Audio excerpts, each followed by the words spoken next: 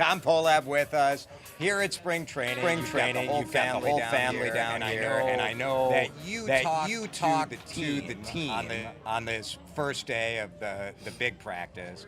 I don't know of another owner that has ever done that before. Why was that important to you? Well, first of all, I have to give credit where it's due. There are other owners that do that, and one of the other owners was the one that suggested that I address the team. So I have to give that gentleman credit. I'm not going to tell you who. You're not going to say who.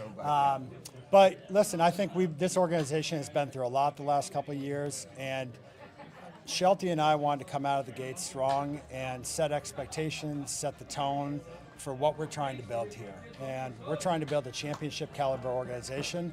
That doesn't happen in one season, but it does start with one season. And so we talked a lot about what expectations are, and we talked about what's going to make us successful this year. And I shared with them that there are three things that I'm focused on. The first is belief. We got to believe in what we're building here in this organization. The second is commitment. We've got to be willing to work for what we believe. And third, we've got trust. We've got to have each other's backs. And I think if we focus on those three things, and if we get to work every day and try and achieve the standard of being championship caliber, good things are going to happen. Some of the culture talk, I mean, obviously you've had a long career, successful businesses, but baseball's new. Do those things apply, you think? I do. Listen, I think clubhouse vibes, clubhouse culture, and a positive attitude do apply. They apply anywhere. And I think, hindsight being 2020, our culture was missing something the last couple of years, and we're trying to do something different this year. When you look at sort of that outreach, and in business, I think, like on a baseball team, you do have star performers, right? Mm-hmm. And star performers need to feel the love sometimes. You in the off-season have made an effort to get out there and talk to the stars, right? I have. I reached out. In person? Yep, in person. I thought it was important that I reach out to our leaders, particularly after some of the stuff that went on last year around the trade deadline, rumors and such. And I wanted to reiterate, my belief in them, particularly to Buck and Joe Ryan and Pablo, and let them know that we need them this year. We need leadership in the clubhouse beyond Shelty. The fact of the matter is we got a lot of young talent that are hungry and that want to prove themselves and help this organization be successful, but they need models and mentors to help them understand how to be successful, and I think that's where those guys come into play.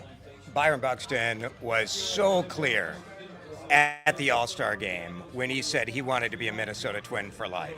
As a hardcore fan, you get butterflies when you saw that moment. Do you think the team return that in the way that was necessary? He complained about it a little bit yesterday. Yeah, I mean, honestly, I wasn't here last year, or at that time last year, and I don't know what went on, but I don't know of any actual conversation that was had about trading Byron Buxton.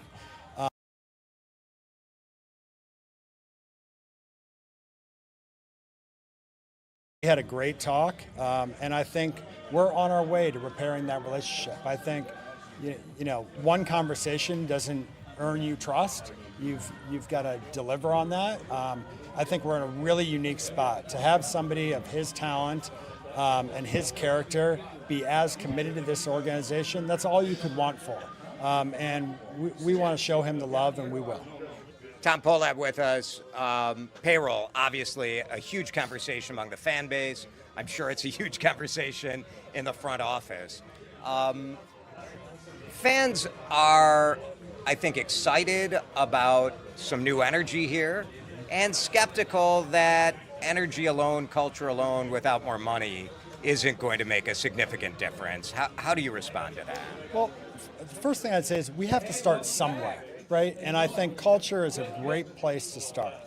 I also, I need to remind people, I got in my job, 2 months ago.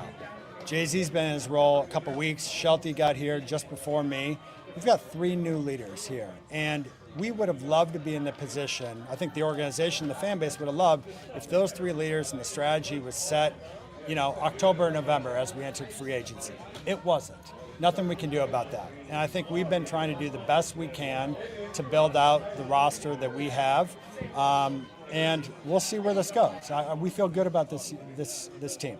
Are you open to deals if somebody becomes available? We are open. We're going to be opportunistic if the right thing comes along. Jay-Z's, he's ready to go, and we're willing to invest. I personally am always skeptical that payroll is the only solution. That spending $50 or $60 million more doesn't necessarily get you to where you're competitive with the really rich teams in baseball. To me, there's a bigger structural issue with the way that the economics are in baseball, that it's never going to be an effective league when you have 5 or 6 teams that are spending insane amounts of money and then everybody else. I mean, is that a reality for you? I think we've got enough to focus on here at the Twins to keep ourselves busy. I've been consistent that I think culture will do a lot. I think that we can build a better business that helps us put more dollars on the field, and that's what we're focused on. There's always going to be disparity in market size. We're Minneapolis, and there's Los Angeles, and there's New York. Nothing in the game is going to necessarily fix that disparity, and that's okay. I'm confident in what we're doing here and the opportunities in front of us, and I think we can be successful. You've got your boys here.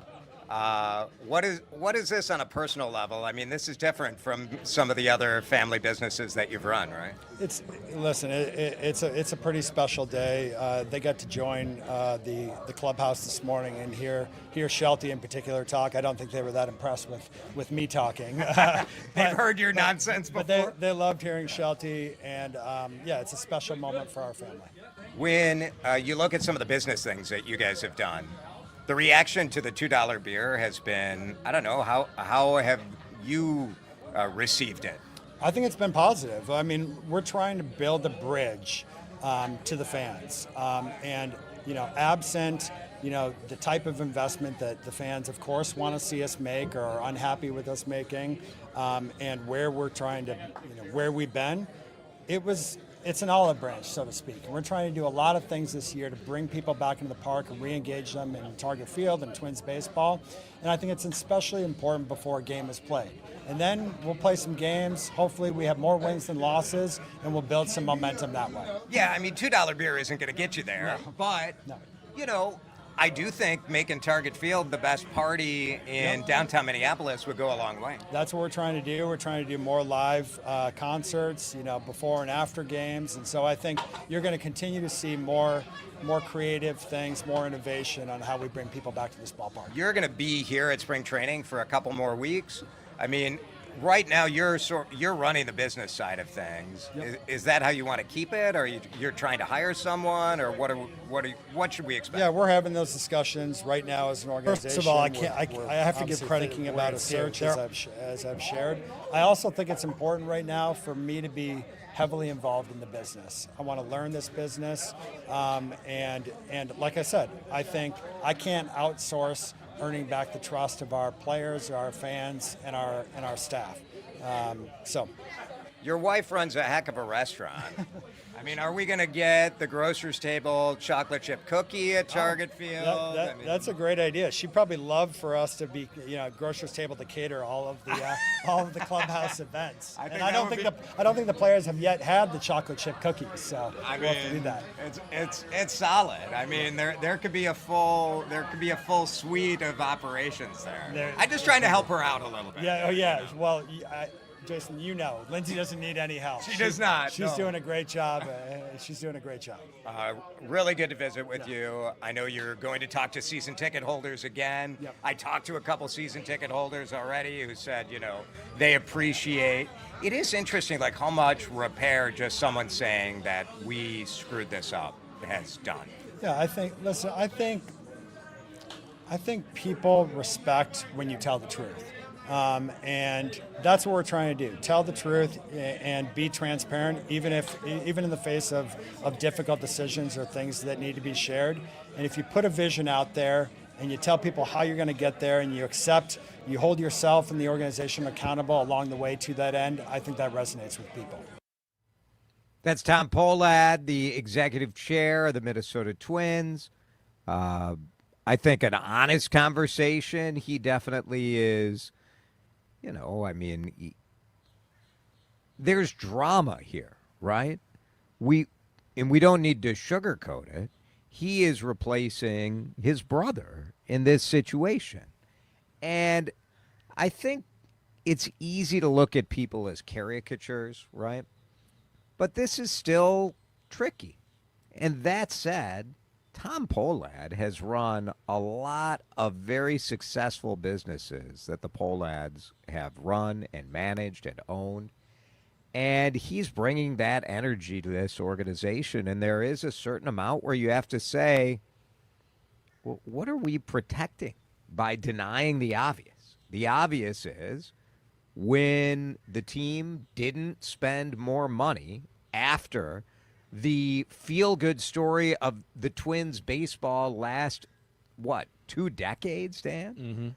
I mean, after the playoff success, which was really still only a first step into a playoff plan, it felt like a punch in the gut. Well, not only did they not spend more money, they cut back on the payroll, and that so it was if they had almost a double whammy. maintained, it would be maybe slightly disappointing, but you could, that's much easier to spend than, oh, by the way, we just had all the success and now we're cutting back $30 million.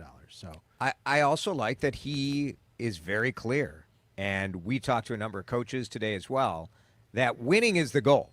And inspiring winning is the goal. And other stuff will be designed to try to get the fans back to say, like, we also know we need to, like, make Target Field fun.